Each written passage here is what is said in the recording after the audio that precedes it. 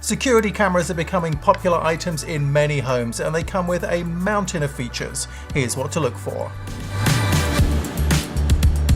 Your camera should send an alert when it detects something, but check whether it supports text, email, or app-based alerts. Text is more resilient in poor network conditions.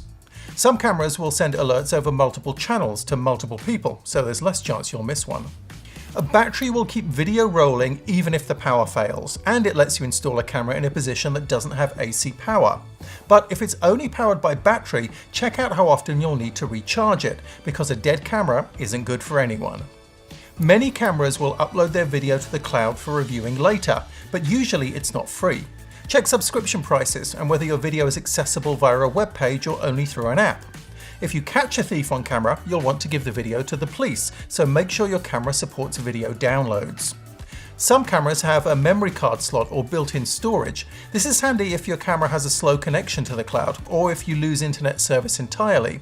It also means you don't have to pay cloud storage fees, but remember, if someone steals your camera, they take away the footage too. Some cameras connect via LTE, some via Wi-Fi. The best Wi-Fi cameras support 802.11ac for higher bandwidth and better range to avoid interference. Look for WPA2 encryption and make sure you change the default ID and password. If not, anyone could access your camera and stream video from your home.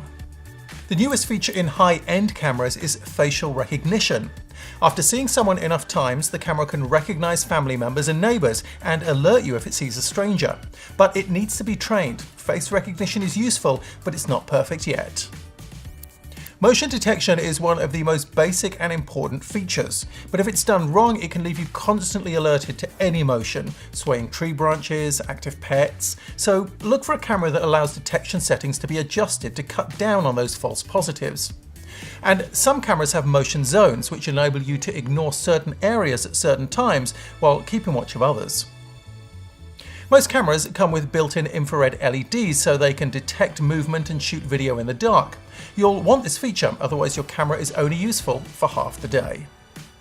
There's nothing more useless than a security camera without enough detail to pick up faces, so don't buy anything less than high definition.